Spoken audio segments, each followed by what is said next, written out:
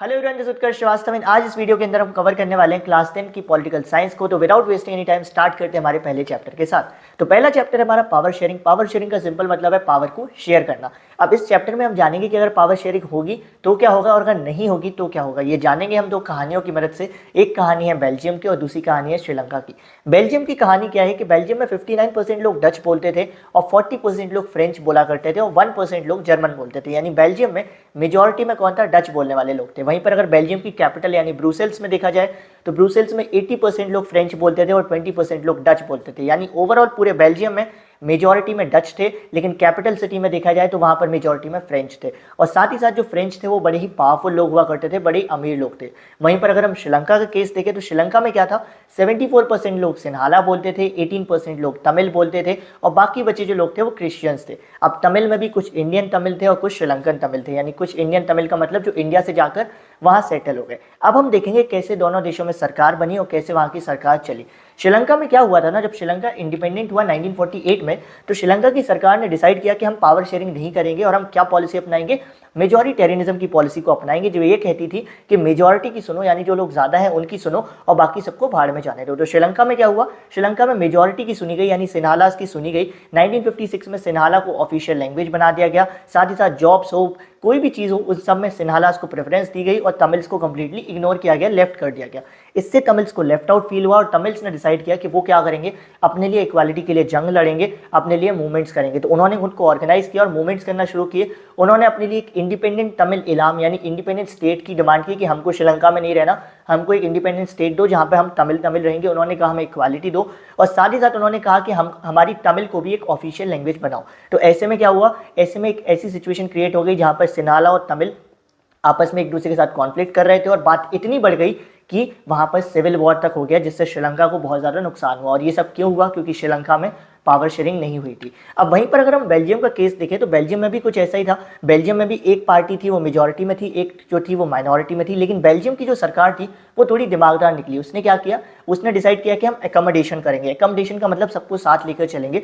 उसके लिए बेल्जियम की गवर्नमेंट ने डिसाइड किया कि हम क्या करेंगे? पावर को शेयर करेंगे। तो बेल्जियम ने क्या किया? सबसे पहली चीज उसने कहा तुम मेजॉरिटी में हो, माइनॉरिटी में हो, फर्क नहीं पड़ता, तुम डच हो या फ्रेंच हो या जर्मन हो, फर्क नहीं पड़ता। उसने कहा जितनी सीट्स हम डच को देंगे उतनी सीट्स हम फ्रेंच को भी देंगे। या जो नंबर ऑफ सीट्स दी गई इलेक्शन के लिए डच को उतनी फ्रेंच को दी गई। यानी यहाँ पर इन्होंने कोई भी इनइक्वालिटी या डिस्क्रिमिनेशन नहीं किया।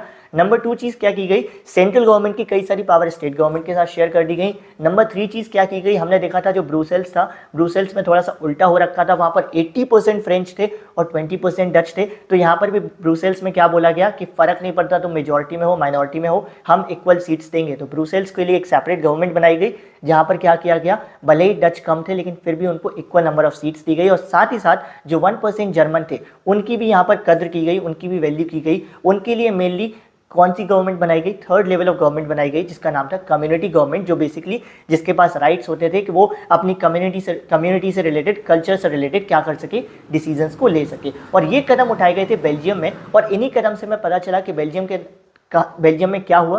बेल्जियम में पावर शेयरिंग हुआ और पावर शेयरिंग होने से बेल्जियम की सिचुएशन अच्छी हो पाई। और श्रीलंका में पावर शेयरिंग नहीं हुई तो श्रीलंका में क्या हुए? कॉन्फ्लिक्ट्स हुए। तो हम कह सकते हैं कि जहां पर पावर शेयरिंग होती है वहां पर क्या होता है? वहां पर कॉन्फ्लिक्ट्स के चांसेस कम होते हैं। और यही बनता है हमारा पहला रीजन कि पावर शेयरिंग क्यों जरूरी है। तो पावर शेयरिंग क्यों जरूरी है? क्योंकि it reduces the chances of conflicts among various social groups.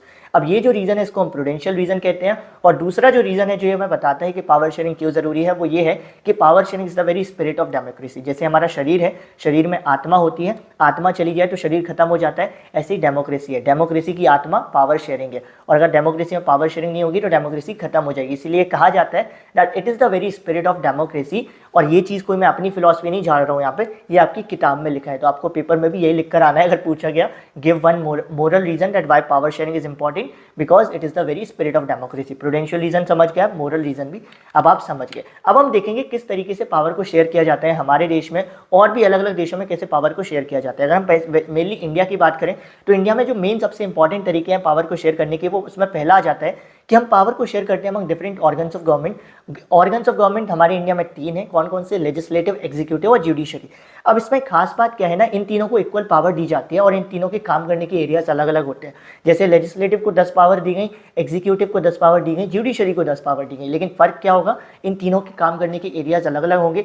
साथ ही साथ इन तीनों को एक और ये पावर दी जाती है कि ये तीनों एक दूसरे को क्या कर सकते हैं, क्रॉस चेक भी कर सकते हैं। और इस पावर शेयरिंग के अरेंजमेंट को हम क्या बोलते हैं, हॉरिजॉन्टल डिस्ट्रीब्यूशन ऑफ पावर भी बोलते हैं। वहीं पर अगर हम दूसरा तरीके की बात करें कि दूसरा क्या तरीका है पावर को शेयर करने का, तो वो भी हमारे इंडिया में फॉलो होता है, जहाँ पर हम क्या करते हैं, पावर को शेयर करते हैं among different levels of government. जैसे हमारे इंडिया में है एक सेंट्रल लेवल जो पूरे देश के लिए है, फिर स्टेट लेवल जो एक पर्टिकुलर स्टेट के लिए है, और फिर लोकल लेवल जो एक पर्टिकुलर लोकल एरिया के लिए। उसमें क्या होता है, सबसे ज़्यादा पावर सेंट्रल लेवल के पास होती है, then state level and then local level. और जो हर लेवल ऑफ गवर्नमेंट को कितनी पावर मिलेगी, इन सब का जिक्र कहाँ किया जाता है, कॉन्स्टिट्यूशन में भी किया जाता है।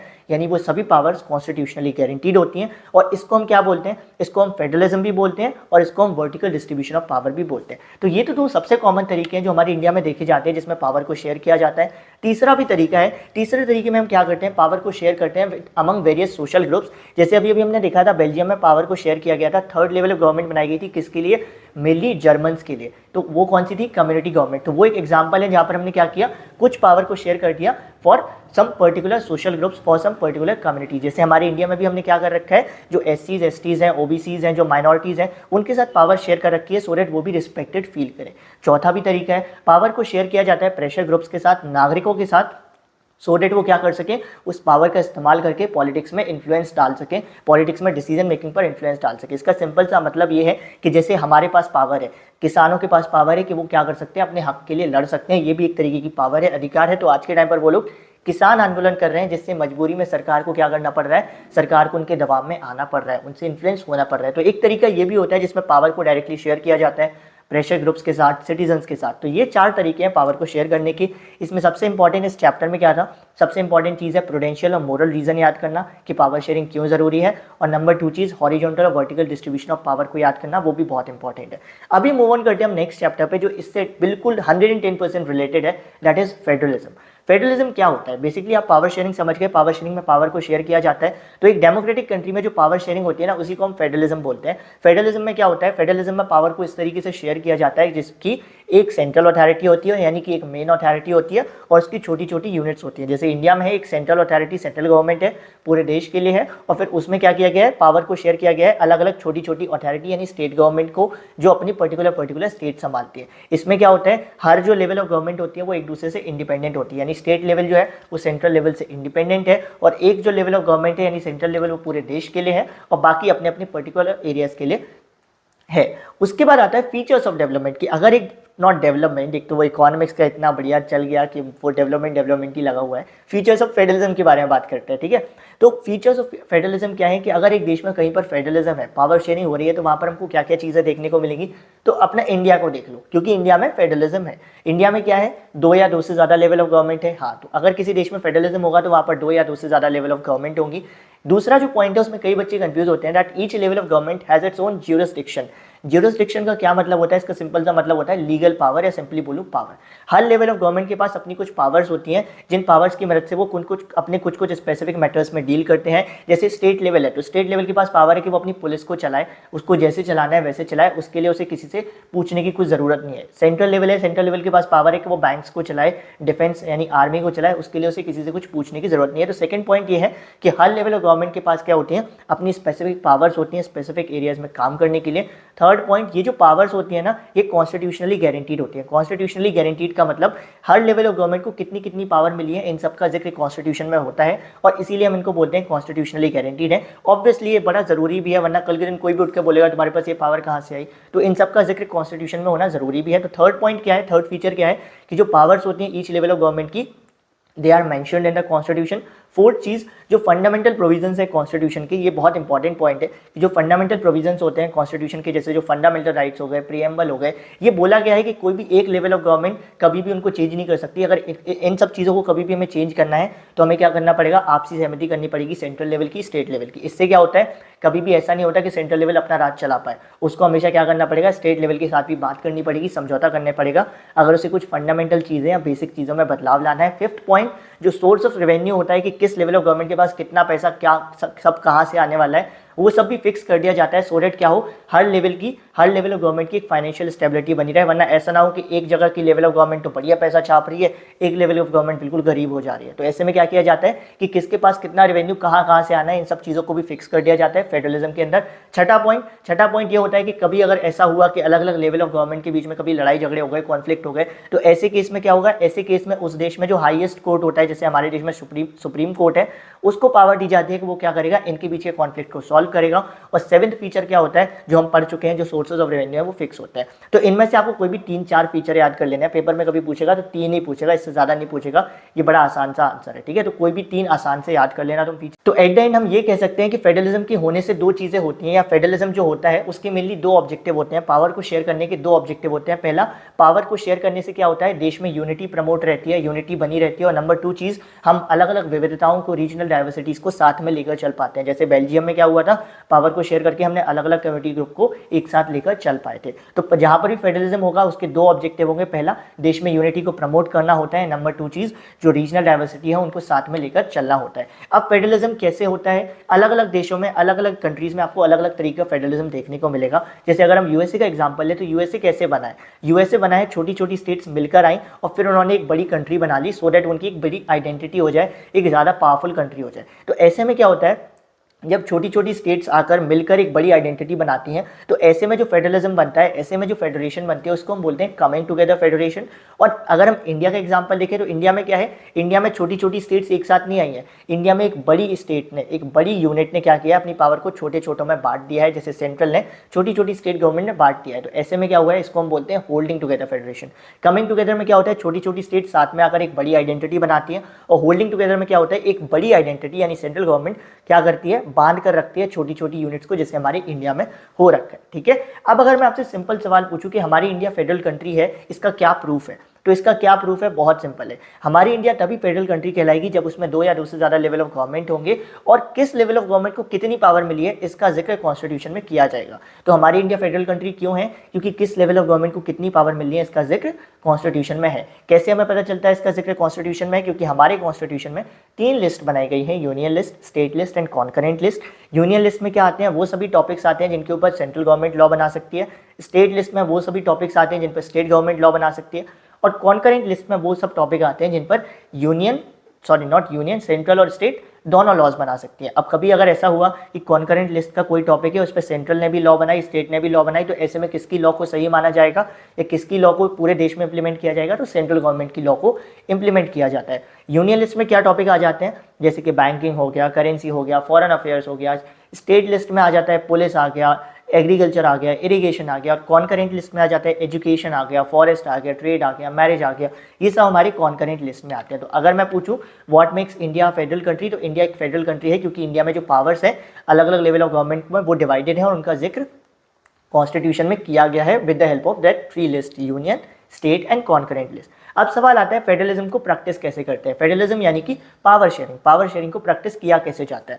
तो जब हमारा देश आज़ाद हुआ था ना, तो उस समय पर पावर को शेयर कर पाना इतना आसान नहीं था, फेडरलिज्म कर पाना इतना आसान नहीं था। तो कुछ कुछ तरीके अपनाए गए थे फेडरलिज्म को करने के, पावर को शेयर करने के, सो दैट पावर शेयर अच्छे से हो पाए और देश बढ़िया तरीके से चल पाए। तो उन्हीं के बारे में हम पढ़ेंगे। जैसे पहला जो तरीका अपनाया गया था वो था फॉर्मेशन ऑफ लिंग्विस्टिक स्टेट्स। इसमें क्या किया गया था, लिंग्विस्टिक स्टेट्स का क्रिएशन किया गया था। मतलब हमने क्या किया था, पुरानी बाउंड्रीज को हटाया था और नई स्टेट्स को क्रिएट किया था। किस बेसिस पे, इस बेसिस पे कि जो लोग सेम लैंग्वेज या सेम कल्चर के हैं वो लोग सब लोग सेम स्टेट में पहुंच जाए। इससे क्या होगा, उन स्टेट्स को चला पाने में आसानी होगी। जैसे तमिलनाडु को क्रिएट किया गया था, झारखंड को क्रिएट किया गया था, नागालैंड को क्रिएट किया गया था, सो दैट जो लोग सेम लैंग्वेज बोलते हैं, सेम कल्चर के हैं, वो सेम स्टेट में चले जाएं। स्टार्टिंग में सबको लगा था इससे क्या होगा, इससे देश डिसइंटीग्रेट हो जाएगा, बट बाद में रियलाइज हुआ कि इससे देश में और भी ज़्यादा यूनिटी आ गई थी, क्योंकि इससे स्टेट को चला पाना बहुत हद तक आसान हो गया था। आप ही सोचो, एक ऐसी स्टेट है जहाँ पर 10% हर अलग अलग कम्युनिटी के लोग हैं, उस स्टेट को चला पाना बहुत मुश्किल होगा। लेकिन अगर तमिलनाडु है तो वहाँ पर मैक्सिमम तमिल के ही लोग हैं, तो वहाँ पर तमिलनाडु को चला पाना आसान होगा, क्योंकि वहाँ पर एक ही कम्युनिटी ज़्यादा प्रेजेंट है, ठीक है।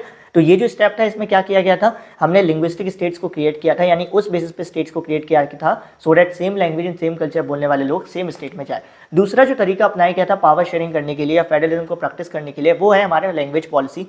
हमारी लैंग्वेज पॉलिसी में क्या किया गया था, कुछ ऐसी चीज़ें कर दी गई थी सो दैट सबको रिस्पेक्टफुल फील हो, सबको कोई भी ऑफेंड ना हो जाए। जैसे हमारे देश में आज भी कोई ऑफिशियल लैंग्वेज नहीं है, उसका रीज़न ये है कि इंडिया में हिंदी बोलने वाले लोग आज भी सिर्फ 40 to 50% ही हैं, बाकी सभी लोग हिंदी नहीं बोलते हैं। तो इसलिए हमारे देश में क्या कर रखा है, बाकी सभी लैंग्वेज बोलने वाले लोग ऑफेंड ना हो जाए, तो आज भी हम हिंदी को ऑफिशियल लैंग्वेज नहीं बोलते हैं। साथ ही साथ हमारे कॉन्स्टिट्यूशन में क्या किया जाता है, बाकी सभी लैंग्वेजेस को भी रिस्पेक्ट दी जाती है, यानी बाकी सब लैंग्वेज ग्रुप्स को भी पावर दी जाती है। जैसे हमने क्या किया है, हमने हमारे कॉन्स्टिट्यूशन में 22 लैंग्वेजेस की लिस्ट बना रखी है, जिनको हम शेड्यूल्ड लैंग्वेजेस कहते हैं। जिसका मतलब ये है कि अगर कभी आप सेंट्रल गवर्नमेंट का पेपर दे रहे हो, जैसे यूपीएससी या रिजर्व बैंक ऑफ इंडिया का पेपर दे रहे हो, तो आप इन 22 में से किसी भी लैंग्वेज में पेपर दे सकते हो, ठीक है। तो हमारे इंडिया की लैंग्वेज पॉलिसी ये कहती है कि कोई भी ऑफिशियल लैंग्वेज नहीं होगी, हम साथ ही साथ 22 लैंग्वेजेस की एक लिस्ट बनाएंगे और जिनको हम शेड्यूल्ड लैंग्वेजेस बोलेंगे। साथ ही साथ लैंग्वेज पॉलिसी ये भी कहती है कि हर स्टेट के पास राइट है कि वो अपनी खुद की ऑफिशियल लैंग्वेज रखे और अपना डेली वर्क उसी में कर सके। जैसे यूपी का डेली वर्क हिंदी में होता है, केरला का डेली वर्क स्टेट का मलयालम में होता है। तो ये चीज़ लैंग्वेज पॉलिसी के अंडर में ही आती है। इस लैंग्वेज पॉलिसी की मदद से क्या हुआ है, हमारे इंडिया को हेल्प मिली है कि हम श्रीलंका जैसी सिचुएशन होने से बचा पाए। क्योंकि श्रीलंका में क्या हुआ था, उन्होंने ये जानते हुए भी कि उनकी कंट्री में और लोग भी रहते हैं, उन्होंने सिन्हाला को ही क्या कर दिया था, ऑफिशियल लैंग्वेज बना दिया था, जिससे झगड़े हो गए थे। तो अगर आज हम भी यही चीज़ कर देंगे, हिंदी को ऑफिशियल लैंग्वेज बना देंगे, तो उससे हमारे देश में भी झगड़े होने के चांसेस है। तीसरी चीज़ होती है centre state relation. Centre state relation का क्या मतलब है, भले ही आप बहुत अच्छे से पावर शेयर कर रहे हो, फेडरलिज्म कर रहे हो, लेकिन अगर एक देश के अंदर सेंट्रल लेवल और स्टेट लेवल की गवर्नमेंट के बीच में रिश्ते अच्छे नहीं है, रिलेशंस अच्छे नहीं है, तो वो गवर्नमेंट कभी भी अच्छी नहीं चल पाएगी, उस देश में डेमोक्रेसी अच्छी नहीं चल पाएगी। मान लो दो गवर्नमेंट है, जैसे स्टेट सेंट्रल पे है बीजेपी, स्टेट पे है आम आदमी पार्टी, और यही दो आपस में हमेशा लड़ती रहेंगी, तो इससे पब्लिक का कभी फायदा नहीं हो पाएगा, डेमोक्रेसी का कभी कोई फायदा नहीं हो पाएगा। तो ये चीज़ पहले के टाइम पर बहुत होती थी। पहले के टाइम पर जो सेंट्रल लेवल थी वो अपनी पावर का मिसयूज करती थी और स्टेट लेवल पर अपने डिसीजंस को थोप देती थी, डोमिनेट करती थी, जिसकी वजह से इनके रिलेशंस बहुत खराब थे। लेकिन ये सभी चीज़ें बदली जब 1990 में कोलिशन गवर्नमेंट की शुरुआत हुई। कोलिशन गवर्नमेंट यानी कि गठबंधन सरकार बनने की शुरुआत हुई। गठबंधन सरकार में क्या होता है, 2-3 पार्टीज मिलकर आपस में एक साथ आकर इलेक्शंस को लड़ती हैं और अगर वो जीत जाती हैं और तब वो मिलकर सरकार बनाती हैं और उसको हम बोलते हैं गठबंधन की सरकार। जैसे अभी आज के टाइम पर हम देखेंगे बहुत सारी स्टेट्स में गठबंधन यानी कोलिशन गवर्नमेंट की सरकार है। तो जब ये कोलिशन गवर्नमेंट वाली एरा आई तो हर एक पॉलिटिकल पार्टी कहीं ना कहीं एक दूसरे को रिस्पेक्ट करने लगी, जिसकी वजह से जो सेंट्रल लेवल स्टेट लेवल के रिलेशन है वो अच्छे होने लगे, क्योंकि सबको पता था अब पता नहीं कब किस पार्टी की कहाँ जरूरत पड़ जाए। साथ ही साथ सुप्रीम कोर्ट ने भी उस समय पर एक डिसीजन दिया था, जिससे क्या हो गया था, जिससे सेंट्रल और स्टेट लेवल के जो रिलेशंस थे वो काफ़ी हद तक सुधर गए थे। उसके बाद आते हैं हमारे इस चैप्टर की लास्ट टॉपिक पे, that is decentralization in India. अब हमारे इंडिया में सेंटर स्टेट और लोकल लेवल बहुत पहले से थी, लेकिन लोकल लेवल को वो तवज्जो, वो रिस्पेक्ट नहीं दी जाती थी, क्योंकि लोकल लेवल को पूरा कौन कंट्रोल करता था, स्टेट लेवल कंट्रोल करता था। स्टेट लेवल जब चाहे उनका इलेक्शन कराता था, जब चाहे नहीं कराता था। तो ऐसे में हमें ज़रूरत थी कि हम लोकल लेवल को क्या बनाएं, लोकल लेवल को और एफिशिएंट बनाएं और अच्छा बनाएं। पहले तो डिसेंट्रलाइजेशन समझ लो, मैं इतना फास्ट जा रहा हूँ कि डिसेंट्रलाइजेशन समझाना भूल गया। डिसेंट्रलाइजेशन का सिंपल मतलब होता है जब आप सेंट्रल गवर्नमेंट की कुछ पावर्स को, स्टेट गवर्नमेंट की कुछ पावर्स को एक थर्ड लेवल ऑफ गवर्नमेंट के साथ शेयर कर देते हो, चाहे फिर वो लोकल हो, कम्युनिटी हो, कोई भी गवर्नमेंट हो, उसको हम बोलते हैं डिसेंट्रलाइजेशन करना, ठीक है। तो लोकल लेवल ऑफ गवर्नमेंट को बेहतर बनाने के लिए, उनको अच्छा करने के लिए कुछ कदम उठाए गए थे 1992 में। जैसे वो कदम क्या थे, पहला कदम उसमें यह था कि ये कंपलसरी कर दिया गया था कि अब से लोकल लेवल गवर्नमेंट के elections regular, free and fair कराना जरूरी है। नंबर 2 चीज़ ये बोली गई थी, लोकल लेवल में जो इलेक्शंस होंगे उसमें 1/3 जो सीट्स होंगी वो वुमेन के लिए रिजर्व होंगी। नंबर 3 चीज़ ये बोली गई थी, जो माइनॉरिटीज़ हैं, SCs, STs, OBCs, इनके लिए भी सीट्स को रिजर्व किया जाएगा, यानी इनको भी रिजर्वेशन दिया जाएगा। नंबर 4 चीज़ बोली गई थी कि लोकल लेवल कराने की जिम्मेदारी अब स्टेट लेवल की नहीं होगी, अब स्टेट इलेक्शन कमीशन की होगी और वही इनके इलेक्शंस को फ्री एंड फेयर तरीके से कराएगा। नंबर 5 चीज़ ये भी बोली गई थी कि स्टेट क्या करे, अपनी कुछ पावर को कंपलसरी तरीके से लोकल के साथ शेयर करे, जिससे क्या हो रहा है, आज के टाइम पर लोकल लेवल गवर्नमेंट के पास इनफ पावर होती है, इनफ रेवेन्यू होता है। तभी आप देखोगे अगर कोई 5 साल के लिए प्रधान बन जाता है, वो कोठियाँ खड़ी कर देता है। कोई नगर पंचायत अध्यक्ष बन जाता है, वो खूब पैसा कमा लेता है, क्योंकि अब क्या हो रहा है, अब वो लोकल लेवल को वो रिस्पेक्ट मिलती है, वो तवज्जो मिलती है, वो पैसा मिलता है। तो ये था हमारा टॉपिक डिसेंट्रलाइजेशन इन इंडिया। अब इस चैप्टर से बहुत सारी चीज़ें इंपॉर्टेंट है, जैसे डिसेंट्रलाइजेशन इन इंडिया में इंपॉर्टेंट है कि क्या कदम उठाए गए थे लोकल लेवल को बेहतर बनाने के लिए, फेडरलिज्म के फीचर्स बड़े इंपॉर्टेंट थे, और साथ ही साथ जो अभी हमने देखा ना, हाउ फेडरलिज्म इज प्रैक्टिस, वो बड़ा इंपॉर्टेंट है। बाकी अगर कोई भी आपको डाउट रहता है, आप टेलीग्राम पर आओ, मुझसे पूछो, आप इंस्टाग्राम पर आ जाओ, कहीं भी आ जाओ, वहाँ पे मेरे से डाउट क्लियर कर सकते हो 1-on-1, ठीक है। अभी मूव ऑन करते हैं हमारे नेक्स्ट चैप्टर पे, वो है पॉलिटिकल पार्टीज। पॉलिटिकल पार्टी इसलिए उठाया क्योंकि पहले हम वो चैप्टर कर ले रहे हैं जो एक दूसरे से जुड़े हुए हैं, जेंडर, रिलीजन एंड कास्ट भी है, आउटकम्स ऑफ डेमोक्रेसी भी है, लेकिन वो बड़े ही अलग से चैप्टर है, मतलब वो आपस में जुड़े नहीं हुए हैं, लेकिन ये तीनों चैप्टर आपस में जुड़े हुए हैं, तो पहले हम इनको कर लेते हैं। पॉलिटिकल पार्टी क्या होती है, सभी जानते हो, ये कुछ लोगों का ग्रुप होते हैं जो लोग क्या करते हैं, एक साथ आते हैं और मिलकर इलेक्शंस को लड़ने की कोशिश करते हैं। अब जो एक पॉलिटिकल पार्टी होती है वो क्या करती है, इलेक्शंस को लड़ने के साथ साथ इलेक्शन जीतने की भी कोशिश करती है, तो इसको हम क्या बोलेंगे, it is a group of people who come together to contest elections and tries to hold power in government एक पॉलिटिकल पार्टी के 3 कंपोनेंट होते हैं। लीडर कौन होता है? लीडर की वजह से पॉलिटिकल पार्टी की इमेज सेट होती है और साथ ही साथ लीडर को ही हर चीज़ के लिए रिस्पॉन्सिबल माना जाता है। अगर पार्टी अच्छा कर रही है तो भी हम लीडर को क्रेडिट देते हैं और बुरा कर रही है तो गालियाँ भी लीडर को ही पड़ती है। दूसरा होता है एक्टिव मेंबर्स। पार्टीज़ के अंदर जितने भी MLAs MPs कार्यकर्ता लोग होते हैं, रजिस्टर्ड लोग होते हैं, उन सबको हम एक्टिव मेंबर्स बोलते हैं। और तीसरा होता है फॉलोअर्स डिसाइड करते हैं कि एक पार्टी कितनी पॉपुलर है। अगर एक पार्टी के फॉलोअर्स ज़्यादा है इसका मतलब वो पार्टी ज़्यादा पॉपुलर है, उसको ज़्यादा सपोर्ट मिल रहा है, और फॉलोअर्स कम है तो यानी कि समझ जाओ वो पार्टी की बंटाधार हो रहा है। ठीक है, अब पॉलिटिकल पार्टी के फंक्शंस क्या होते हैं? पॉलिटिकल पार्टी के फंक्शंस क्या होते हैं? ये तो वही बात हो गई कि हमने पूछा क्रिकेटर के फंक्शन बताओ, तो क्रिकेटर के सबसे पहला फंक्शन, क्रिकेटर का सबसे पहला फंक्शन होता है क्रिकेट खेलना। उसी तरीके से पॉलिटिकल पार्टी का सबसे पहला फंक्शन होता है इलेक्शंस को लड़ना। नंबर 2 चीज़, अब पार्टीज़ को अगर इलेक्शन जीतने हैं तो उनको पॉलिसीज एंड प्रोग्राम्स बनाने पड़ेंगे। तो दूसरा फंक्शन क्या होता है? जो पार्टीज़ होती हैं they put forward different policies and programme. Number 3 चीज़ क्या करती हैं? पार्टीज़ एक बहुत ही इंपॉर्टेंट रोल प्ले करती हैं कानून बनाने के लिए। कैसे रोल प्ले करती हैं? क्योंकि यही पार्टीज़ इलेक्शंस में जीतती हैं और फिर इन्हीं पार्टी के लोग पार्लियामेंट में जाकर बैठते हैं जहाँ पर कानून बनाए जाते हैं। तो इसीलिए हम बोलते हैं कि ये लोग बहुत इंपॉर्टेंट रोल प्ले करती हैं कानून बनाने में। 4th cheese, parties form and run government. Party सरकार बनाती हैं और सरकार को चलाती हैं। कैसे सरकार बनाती हैं?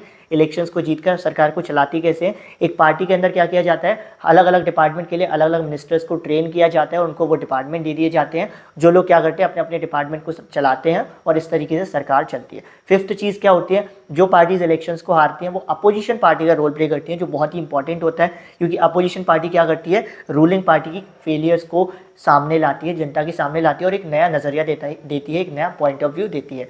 6th चीज़, पार्टी शेप पब्लिक ओपिनियन। ये लोग क्या करते हैं? पॉलिटिकल पार्टीज पब्लिक के ओपिनियन को शेप करते हैं। 140 करोड़ लोग हैं हमारे देश में, सबके अपने अपने ओपिनियंस हैं, तो सबके ओपिनियंस का सार कौन निकालता है? पॉलिटिकल पार्टीज़ निकालती हैं। पॉलिटिकल पार्टीज़ क्या करती हैं? ये देखती हैं कि सबके जो ओपिनियंस हैं उनमें सबसे कॉमन चीज़ें क्या हैं, जो कॉमन चीज़ें होती हैं उनको लेकर आती हैं और उनको जनता के सामने रखती हैं, और इस तरीके से हम बोलते हैं दे shape public opinion. 7th function क्या होता है?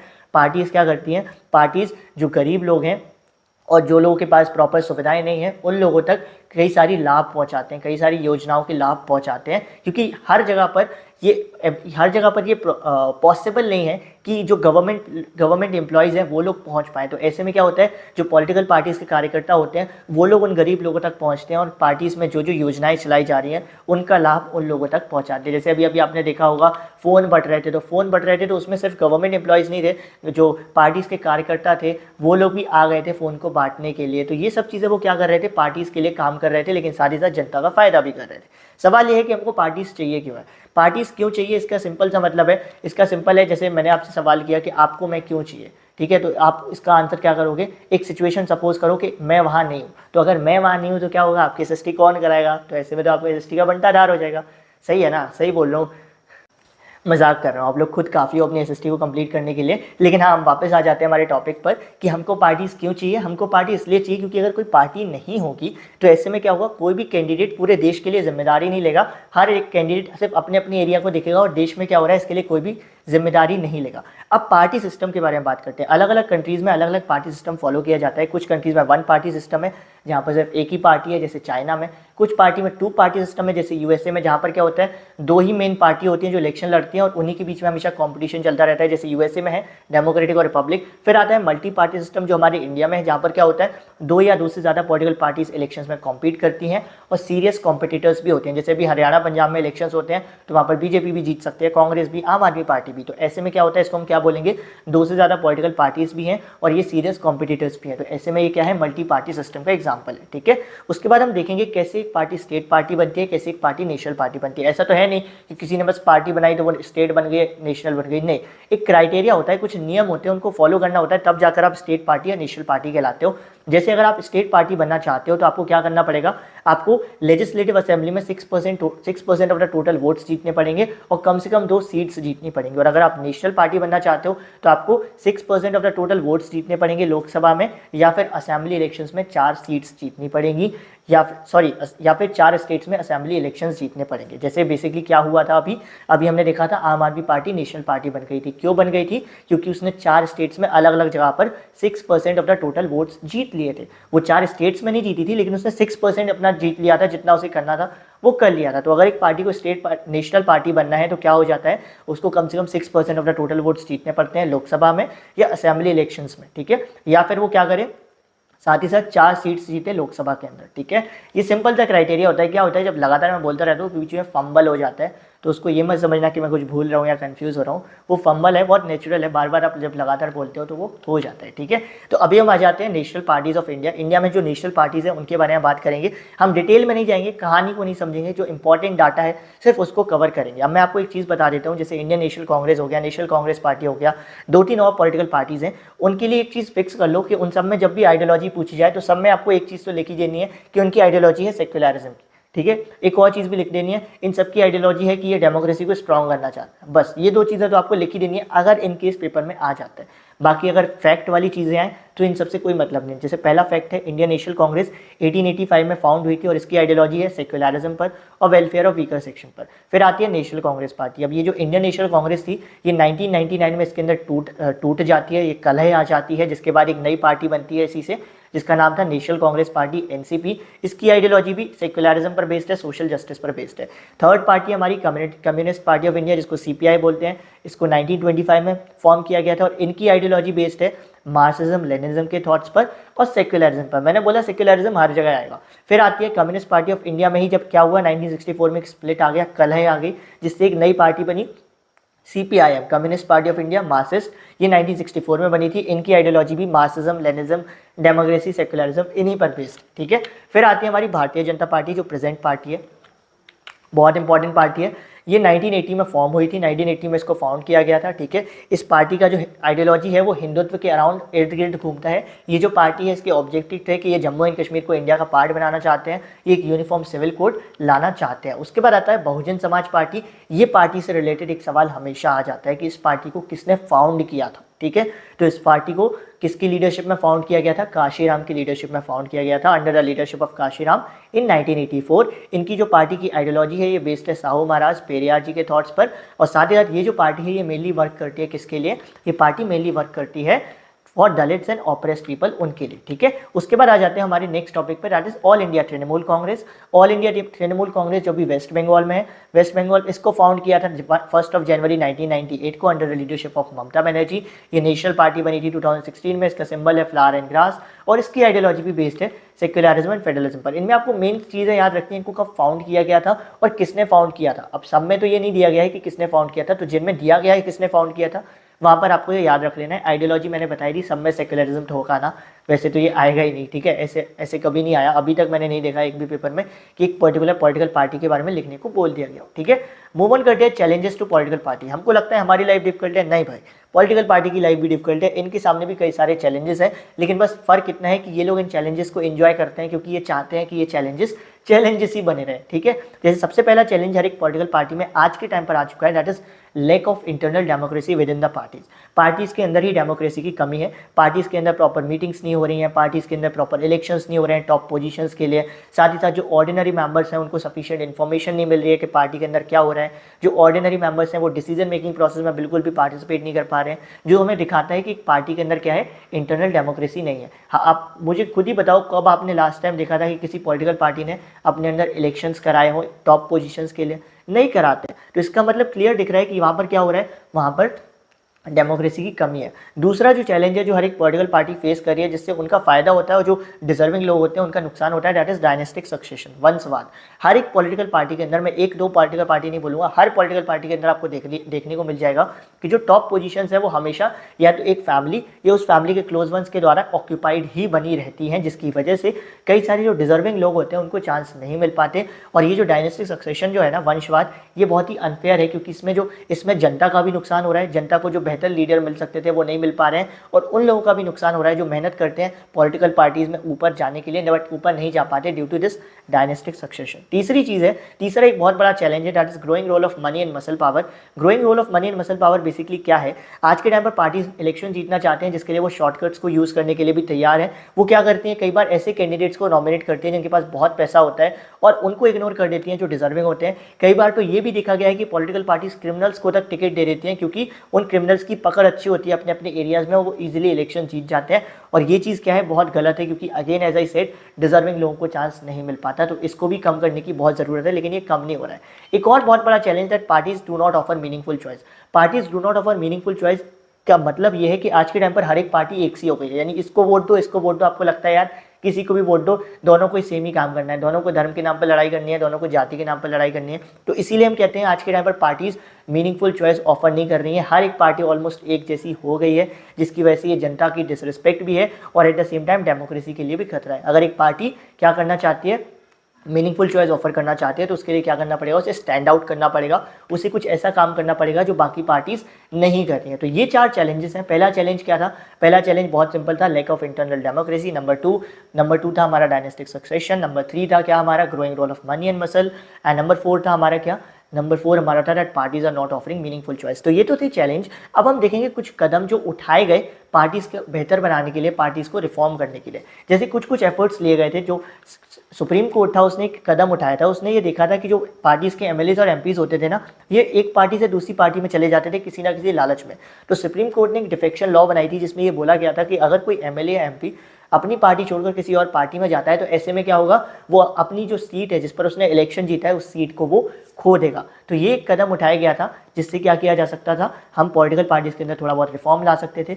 दूसरी चीज़ क्या की गई थी, सुप्रीम कोर्ट ने बोला था कि हमको क्या करना है, मनी एंड क्रिमिनल्स का इन्फ्लुएंस कम करना है। इसके लिए क्या किया गया था, इसके लिए सुप्रीम कोर्ट ने बोला था जो भी बंदा इलेक्शन में खड़ा हो रहा है उसको एक एफिडेविट सबमिट करना पड़ेगा। एफिडेविट एक बेसिकली लीगल डॉक्यूमेंट होता है, जिसमें उसे बताना पड़ेगा उसके ऊपर कितने क्रिमिनल केसेस हैं, उसकी कितनी प्रॉपर्टी है। लेकिन इस कदम में एक प्रॉब्लम थी, कदम में प्रॉब्लम ये थी कि जो भी रिपोर्ट सबमिट कोई भी बंदा कर रहा है, उस रिपोर्ट को क्रॉस चेक करने के लिए कोई नहीं था। यानी अगर मैं गलत इन्फॉर्मेशन भी सबमिट कर दूं अपने बारे में, तो उसको क्रॉस चेक करने के लिए कोई भी नहीं था। लेकिन फिर भी ये एक बड़ा इंपॉर्टेंट सा कदम था जो उठाया गया था। तीसरी चीज़ क्या कदम उठाया गया था, जो इलेक्शन कमीशन था उसने हर एक पॉलिटिकल पार्टी के लिए कंपलसरी कर दिया था कि वो ऑर्गेनाइजेशनल इलेक्शंस रखे और इनकम टैक्स रिटर्न्स फाइल करे। अब पार्टीज ये करने तो लगी थी, इलेक्शंस करने लगी थी, इनकम टैक्स रिटर्न्स भी फाइल करने लगी थी, लेकिन बस एक फॉर्मेलिटी के लिए करती थी, दिखाने के लिए कि हाँ हम कर रहे हैं, बट रियलिटी में जो चीज़ें हो रही थी पहले वैसी ही चीज़ें होती रही। तो ऐसे में सवाल आता है और क्या किया जा सकता है पॉलिटिकल पार्टीज को रिफॉर्म करने के लिए, यानी आपके और मेरे या किताब के क्या सजेशन है जिससे हम पॉलिटिकल पार्टीज को रिफॉर्म कर सकते हैं।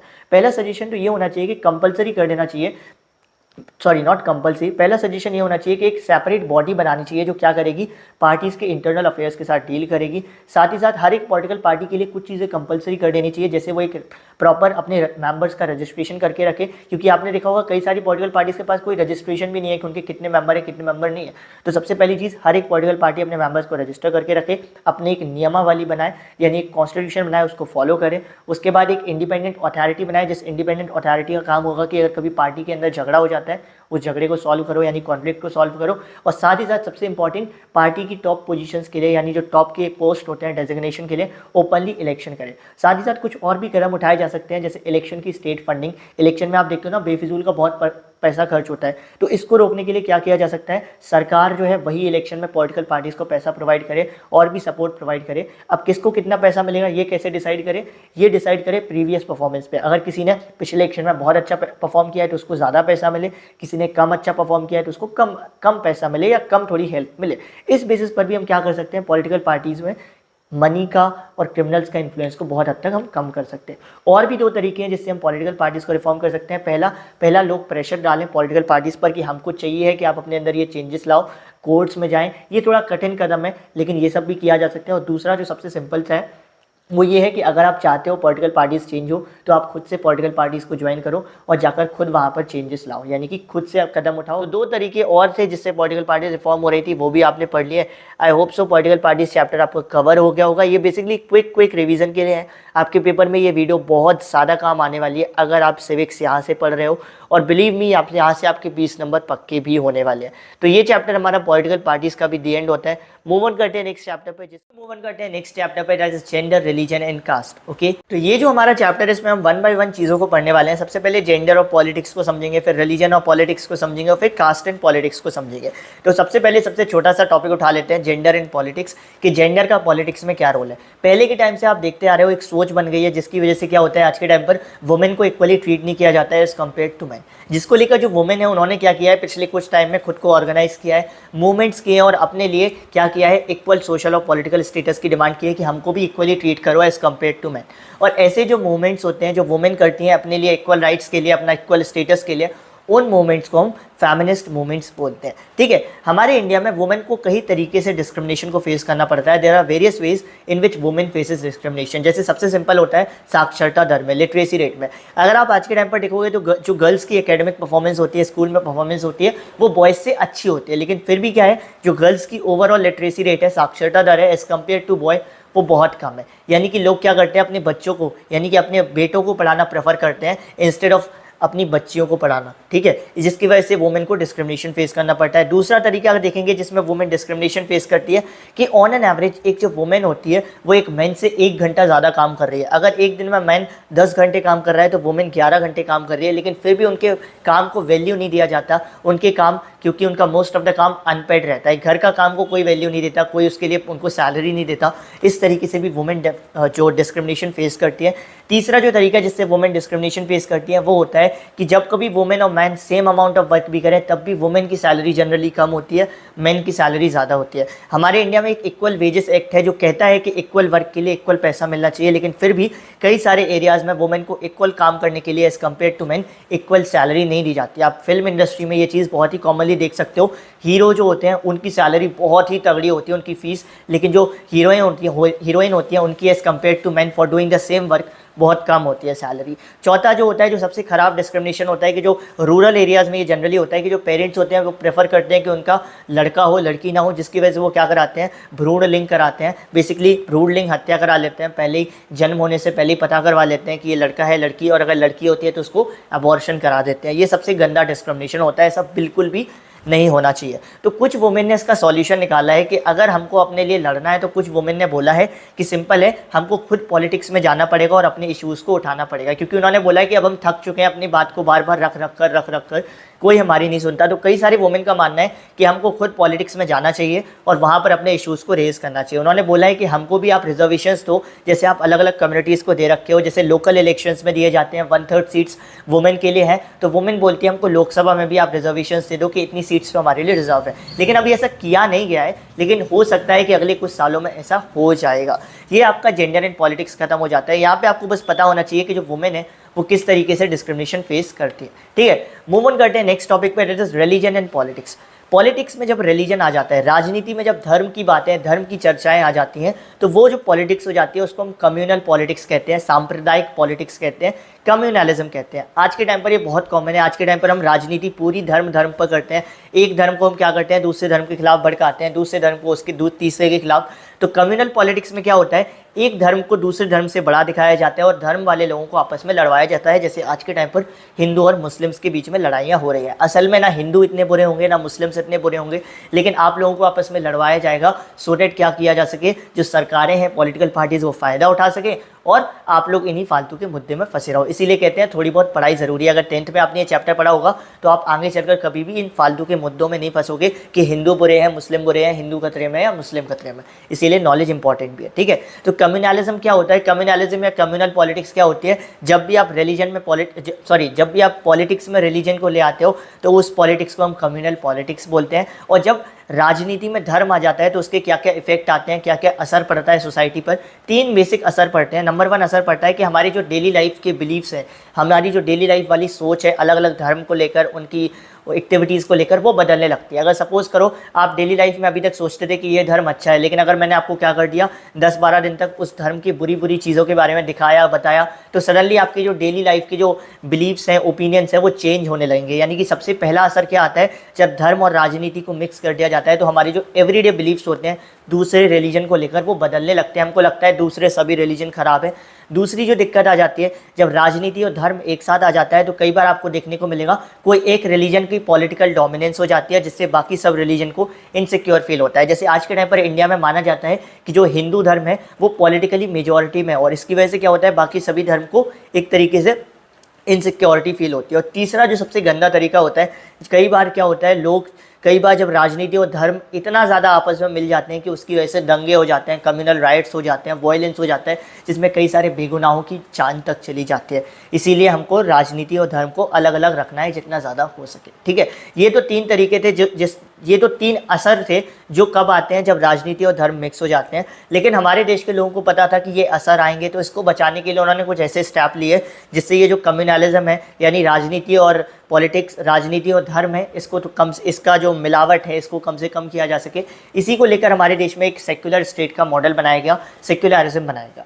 सेक्युलर स्टेट में बेसिकली होता क्या है, सेक्युलरिज्म या सेक्युलर स्टेट का मॉडल ये कहता है कि हमारे इंडिया का कोई भी ऑफिशियल रिलीजन नहीं होगा। जैसे कई सारे देश हैं उनका ऑफिशियल रिलीजन है सिख, इस्लाम, हमारे इंडिया में कोई भी ऐसी चीज़ नहीं है। दूसरी चीज़ ये बोलती है कि हमारा जो कॉन्स्टिट्यूशन है वो क्या देता है, हर इंसान को फ्रीडम देता है कि वो जो चाहे उस रिलीजन को प्रैक्टिस कर सकता है, उस रिलीजन की एक्टिविटीज़ को प्रैक्टिस कर सकता है। तीसरी चीज़ ये क्या देता है, हमारा कॉन्स्टिट्यूशन बोलता है कि हमारे देश में रिलीजन के बेसिस पर किसी के साथ भी डिस्क्रिमिनेशन नहीं किया जा सकता है। ऐसा करता है अगर कोई तो वो एक कानूनी अपराध है। और चौथी चीज़ भी ये बोलता है, हमारे कॉन्स्टिट्यूशन ने सरकार को पावर दे रखी है कि आपको चेक करना है कि हर रिलीजन के बीच में इक्वालिटी मेंटेन बनी रहे, किसी एक रिलीजन को इनसिक्योर फील ना हो as compare to other religion. ये 4 चीज़ें सेक्युलरिज्म की वजह से हमारे देश में आती हैं। और सेक्युलरिज्म को लाया क्यों गया था, सो दैट ये जो कम्युनलिज्म की दिक्कत है ना, जो राजनीति और धर्म की दिक्कत है, इनकी दिक्कतों को ख़त्म किया जा सके। ये आपका रिलीजन और पॉलिटिक्स भी खत्म होता है। अब आता है इस चैप्टर का last topic, caste and politics.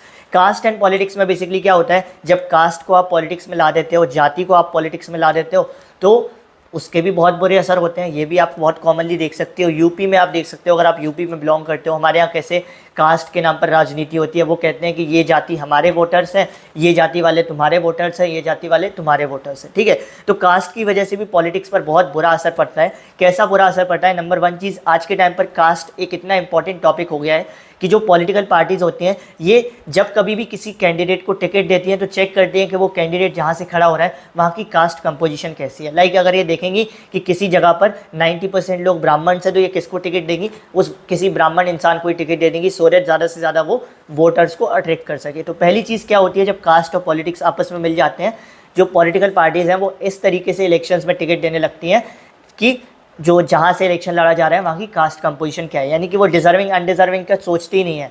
चाहे कोई डिजर्विंग हो ना हो, लेकिन उसको टिकट दे देंगी जस्ट बिकॉज उसकी कास्ट मैच कर रही है मेजॉरिटी कास्ट से। दूसरी चीज़ क्या होती है, कई सारी पार्टीज़ क्या करती हैं, कास्ट सेंटीमेंट्स का इस्तेमाल करती हैं, यानी कि जातीय सद्भावना का यूज़ करती हैं और कोशिश करती हैं ज़्यादा से ज़्यादा उस कास्ट के लोगों का वोट को गेन करने की। सपोज़ करो मुझे पता है आपकी जो जाति है उसका इतिहास अच्छा नहीं रहा है, तो मैं आपके पास आऊँगा, सहानुभूति दिखाऊँगा और आपके वोटर्स को अट्रैक्ट करने की कोशिश करूँगा, जबकि मुझे असल में कोई खास फ़र्क नहीं पड़ता आपने क्या सहा क्या नहीं सहा, लेकिन फिर भी मैं ये दिखाऊंगा, एक तरीके से ढोंग करूंगा। ये चीज़ आज के टाइम पर पॉलिटिकल पार्टीज़ बहुत ज़्यादा करती हैं।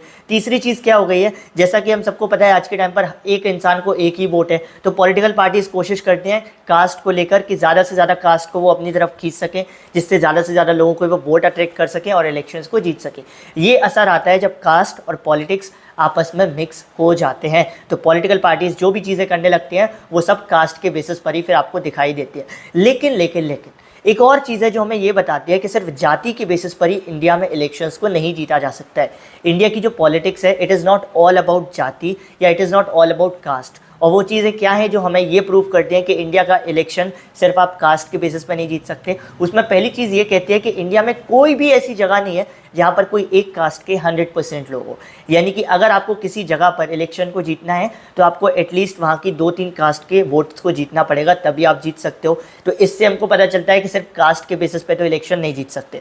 तो पहला पॉइंट सिंपल है कि इंडिया में कोई भी ऐसी जगह नहीं है जहाँ पर कोई एक कास्ट की मेजॉरिटी हो। दूसरा पॉइंट ये कहता है कि कभी भी आज तक कोई भी पार्टी ऐसी नहीं रही जिसने किसी एक जाति के 100% वोटर्स के वोट को जीता हो। सपोज करो कोई जाति है ब्राह्मण, तो हो सकता है आप 30% वोट जीत जाओ, 40 जीत जाओ, 50% जीत जाओ, लेकिन बाकी जो वोटर्स हैं वो किसी और को भी वोट करेंगे ही करेंगे, ठीक है। तो ज़रूरी नहीं है, ज़रूरी इन द सेंस ये बिल्कुल तय होता है कि एक कास्ट के सभी लोग किसी एक पार्टी को वोट करने नहीं जाते हैं, क्योंकि सबका अपना दिमाग होता है। तीसरी चीज़ जो ये प्रूव करती है कि सिर्फ कास्ट के दम पर आप इलेक्शन नहीं जीत सकते, पॉलिटिक्स नहीं जीत सकते, वो ये कहती है कि हमारे इंडिया में आप देखते हो कितने जल्दी एमएलए एमपी 5-5 साल बाद इलेक्शंस को हारते रहते हैं। ये हार क्यों जाते हैं वो लोग, क्योंकि हमारे इंडिया में कास्ट के बेसिस पे हम वोट नहीं करते। अगर कास्ट के बेसिस पे वोट करते होते तो एक बार जो एमएलए एमपी बन गया वही बना रहता है ना। तो हम लोग कास्ट के बेसिस पे वोट नहीं करते, इसीलिए वो बेचारे बार बार हारते जाते हैं। ये तीनों पॉइंट्स भी बहुत सिंपल थे। एक्चुअली ये जो चैप्टर है ना, ये चैप्टर आपको तब समझ में और अच्छे से आएगा जब आप अपने पेरेंट्स से समझोगे, ठीक है, या फिर जब आप न्यूज़पेपर खोल के देखोगे, अपने आसपास की चीज़ों को देखोगे, क्योंकि ये बड़ा ही प्रैक्टिकल चैप्टर है। ठीक है, मूव ऑन करते हैं लास्ट टॉपिक पे कि पॉलिटिक्स में आने की वजह से कास्ट को क्या फ़ायदा हुआ। अभी तो हमने देखा कि जब कास्ट और पॉलिटिक्स मिक्स हो जाते हैं तो उससे क्या असर होता है। अब हम देखेंगे कि पॉलिटिक्स में जब से कास्ट आई है तो कास्ट का जो टॉपिक है वो बहुत ही इंपॉर्टेंट टॉपिक बन गया है। कैसे बन गया है, दो चीज़ें हो गई हैं। आज के टाइम पर क्या कर रहा है, हर जो कास्ट ग्रुप है, हर जो जातीय समूह है, वो कोशिश कर रहा है कि वो और बड़े से बड़ा होता जाए। जैसे यादव ग्रुप होगा तो वो कोशिश करता है कि जितने भी यादव ग्रुप हैं, जितने भी यादव कास्ट वाले लोग हैं या यादव की सब कास्ट वाले ग्रुप हैं, उन सबको एक साथ लाकर क्या करे, एक बड़ी कास्ट का ग्रुप फॉर्म करे, सो दैट वो लोग क्या कर सके, पॉलिटिक्स में इंपॉर्टेंट रोल प्ले कर सकें। दूसरी चीज़ क्या हुई है, कास्ट एक इतना इंपॉर्टेंट टॉपिक बन गया है। दूसरी चीज़ उससे ये हुई है कि कई सारी ऐसी कास्ट थी जिनके बारे में लोग बात भी नहीं करते थे। आज के टाइम पर पॉलिटिक्स की वजह से उनके बारे में लोग चर्चा करते हैं, उनके अधिकार की बात करते हैं। जैसे जो बैकवर्ड क्लास हुआ करते थे उनके बारे में कोई पूछता नहीं था, लेकिन जब से पॉलिटिक्स और कास्ट आपस में आए हैं लोग उनके बारे में पूछते भी हैं, उनसे वोट की डिमांड भी रखते हैं, उनके सामने हाथ भी जोड़ते हैं। तो ये तो होता है हमारे इस चैप्टर का डी एंड, का नाम है आउटकम्स ऑफ डेमोक्रेसी। तो सबसे पहला सवाल तो यही आता है कि यार डेमोक्रेसी क्यों, हम क्यों डेमोक्रेसी की इतनी चर्चा करते हैं। तो सबसे पहला सवाल है why democracy is a better form government. Democracy बाकी सबसे अच्छी क्यों है, क्योंकि इसमें 5 चीज़ें होती हैं। उन 5 चीज़ों के बारे में एक एक करके बताता हूँ। नंबर 1 होता है कि डेमोक्रेसी में इक्वालिटी को प्रमोट किया जाता है सिटीजन्स के बीच में। नंबर 2 होता है कि डेमोक्रेसी में जो डिग्निटी होती है इंसान की वो इंप्रूव हो जाती है, इनहेंस हो जाती है। डिग्निटी का मतलब उसको और भी ज़्यादा सम्मान मिलता है अगर आप एक डेमोक्रेटिक कंट्री में हो। तीसरी चीज़ क्या होती है, जहाँ पर भी डेमोक्रेसी होती है वहाँ पर डिसीजन मेकिंग अच्छी होती है। डिसीजन मेकिंग, जो डिसीजन लिए जाते हैं उनकी क्वालिटी अच्छी होती है। कैसे अच्छी होती है, क्योंकि डेमोक्रेसी में क्या होता है, प्रॉपर रूल्स एंड प्रोसीजर्स को फॉलो किया जाता है डिसीजन पे पहुंचने से पहले। इसीलिए हम बोलते हैं कि डेमोक्रेसी में डिसीजन मेकिंग अच्छी हो जाती है। बाकी 2 चीज़ें डेमोक्रेसी में क्या अच्छी होती है, वेरी सिंपल। डेमोक्रेसी में आपको मौका मिलता है कॉन्फ्लिक्ट्स को सॉल्व करने का, साथ ही साथ अपनी गलतियों को भी सुधारने का। ये तो 5 रीजन है जो बताते हैं that why democracy is a better form of government. अब आते हैं इस चैप्टर के मोस्ट इंपॉर्टेंट टॉपिक से। इस चैप्टर का एक 3 नंबर का सवाल 110% आना है, that is accountable, responsible, legitimate government को लेकर। तो उसके लिए आप तैयार रहना।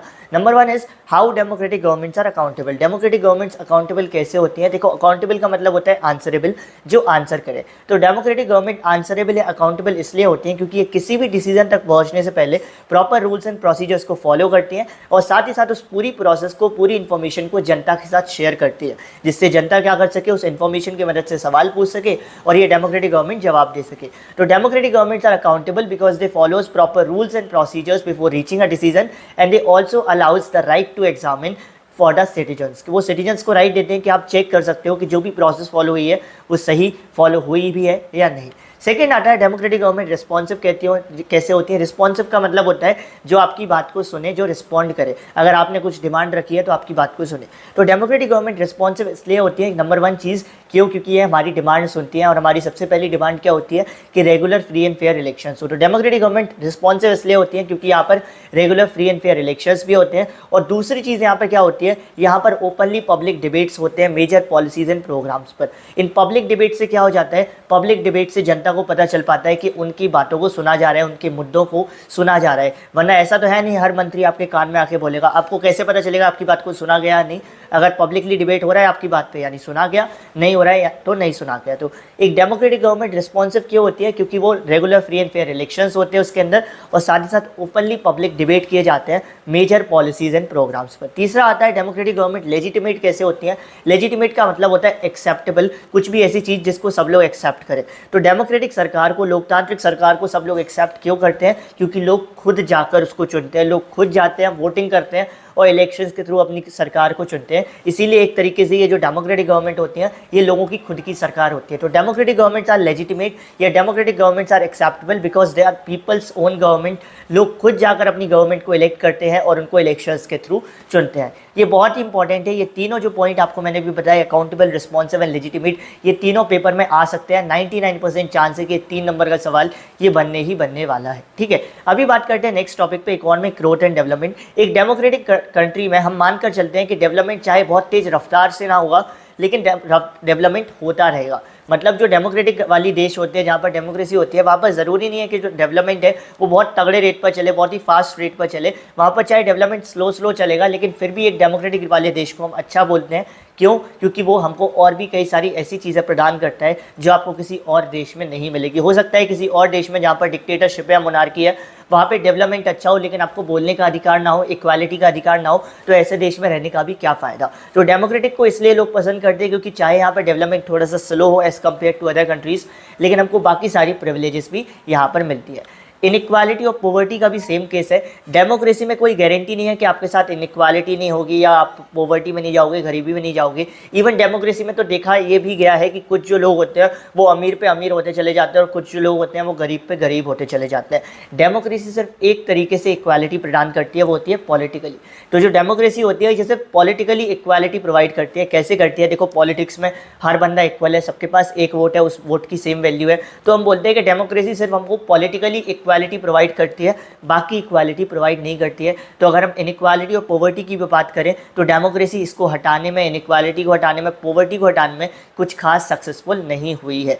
अभी मूव ऑन करते हैं नेक्स्ट टॉपिक पे, जो इस चैप्टर का सेकंड मोस्ट इंपॉर्टेंट टॉपिक है, एकोमोडेशन ऑफ सोशल डाइवर्सिटी। ये जो विभिन्नताएं हैं इन सबको साथ में लेकर कैसे चला जाए। माना जाता है जिस देश में जितनी ज़्यादा विभिन्नताएं होती हैं उस देश को साथ में लेकर चलना उतना ही ज़्यादा डिफिकल्ट होता है। लेकिन लोग कहते हैं कि अगर आपके पास इतनी ज़्यादा डाइवर्सिटी है और आपको इनको साथ में लेकर चलना है तो उसका सिंपल तरीका है अपने देश में डेमोक्रेसी ले आओ। क्योंकि हमने स्टार्टिंग में ही पढ़ा था डेमोक्रेसी क्या करती है।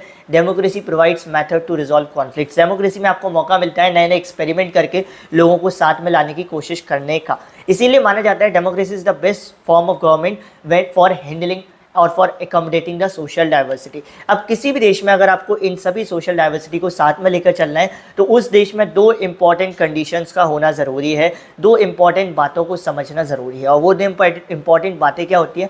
नंबर वन इंपॉर्टेंट बात होती है कि अगर आप चाहते हो कि आपके देश में ये जो सोशल डाइवर्सिटी है वो साथ में चले, एक साथ चले, तो उसके लिए क्या करना पड़ेगा? नंबर वन चीज़ आपको समझना पड़ेगा कि डेमोक्रेसी का मतलब क्या होता है। कई बार हम सोचते हैं डेमोक्रेसी का सिंपल मतलब होता है बहुमत का रूल या मेजॉरिटी का रूल। नहीं भाई, डेमोक्रेसी का मतलब ये बिल्कुल भी नहीं होता है।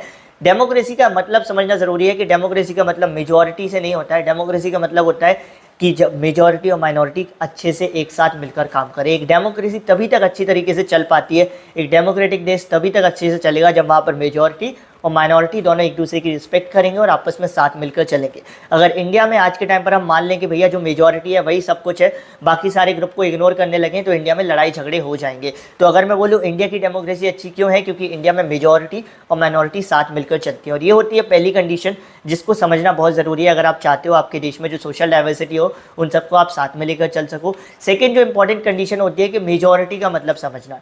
डेमोक्रेटिक वाले देश में हमको बताना पड़ेगा लोगों को कि मेजॉरिटी या बहुमत का मतलब होता क्या है। हम सबको लगता है कि बहुमत का मतलब हो गया रिलीजन के बेसिस पे बहुमत या कास्ट के बेसिस पे बहुमत। नहीं भाई, डेमोक्रेटिक कंट्री में मेजॉरिटी का मतलब ये नहीं होता है।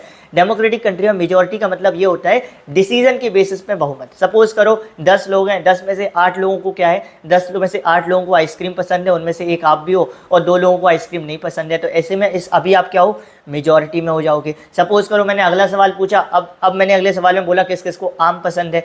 8 लोगों को आम पसंद है, 2 लोगों को आम पसंद नहीं है और आप अब उन 2 लोगों में से हो, तो आप किस में आ जाओगे? माइनॉरिटी में आ जाओगे। तो डेमोक्रेटिक देश में ये चीज़ समझना ज़रूरी है कि कभी आप मेजॉरिटी में भी हो सकते हो, कभी आप माइनॉरिटी में भी हो सकते हो। इसीलिए मेजॉरिटी माइनॉरिटी को आपस में रिस्पेक्ट करके चलाना बहुत अच्छा होता है और तभी जाकर आप सबको साथ में लेकर चल सकते हो। और यही तो इंपॉर्टेंट कंडीशन होती है अगर आप चाहते हो कि एक डेमोक्रेटिक कंट्री में आप सोशल डाइवर्सिटी को एकोमोडेट करो, सब कुछ साथ में लेकर चलो। मूव ऑन करते हैं इस चैप्टर के लास्ट टॉपिक पर, dignity and freedom of citizens. Dignity and freedom of citizens क्या बोलता है? सिंपली जो भी एक डेमोक्रेटिक देश होता है वहाँ पर माना जाता है वहाँ पर इंसान का सम्मान बढ़ जाता है।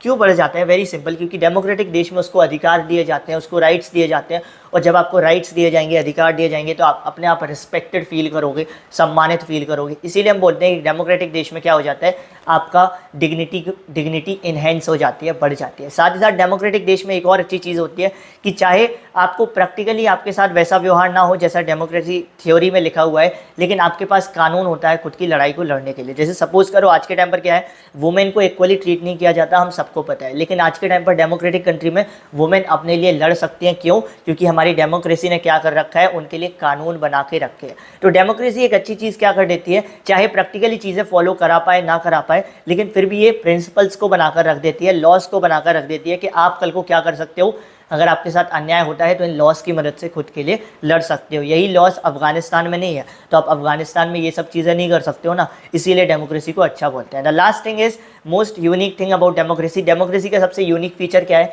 सबसे यूनिक फीचर है कि डेमोक्रेसी का एग्जाम कभी खत्म नहीं होता। हमको जैसी एक एक्सपेक्टेशन हमारी पूरी होती है डेमोक्रेसी में, हम कुछ और एक्सपेक्ट करने लगते हैं, हम कुछ और कंप्लेंट्स लेकर आ जाते हैं। तो यही सबसे इंपॉर्टेंट फीचर है, ये सबसे यूनिक थिंग है डेमोक्रेसी की, कि इसका एग्जामिनेशन कभी खत्म नहीं होने वाला है। जैसे ज़िंदगी के इम्तिहान कभी खत्म नहीं होंगे, ऐसे डेमोक्रेसी के इम्तिहान भी कभी खत्म नहीं होंगे। लोगों की जैसे थोड़ी एक्सपेक्टेशंस मैच होंगी, वो लोग और भी ज़्यादा एक्सपेक्ट करेंगे। ये तो होता है इस चैप्टर का डीएन। इस चैप्टर से सिर्फ दो ही इंपॉर्टेंट सवाल बनते हैं, पहला अकाउंटेबल, रिस्पॉन्सिव एंड लेजिटिमेट वाला, और दूसरा इंपॉर्टेंट सवाल बनता है that is two important condition to accommodate social diversity. अगर ये चैप्टर समझ में आता है तो वीडियो के नीचे कमेंट सेक्शन में मुझे ज़रूर बताना, एंड अगर कोई डाउट रहता है तो टेलीग्राम पर मुझे मैसेज करो, मैं आपके डाउट्स को क्लियर करूँगा। अभी थैंक यू एवरीवन इतनी पूरी वीडियो को देखने के लिए। आई होप सो आपके 20 नंबर इस वीडियो के बाद पक्के हो जाएंगे। ये वीडियो आपको रिवीजन में बहुत ज़्यादा हेल्प करेगी, तो रिवीजन के लिए भी आप इस वीडियो को देख सकते हो। मिलते हैं हमारी किसी और वीडियो में, तब तक के लिए goodbye, stay focused, thank you.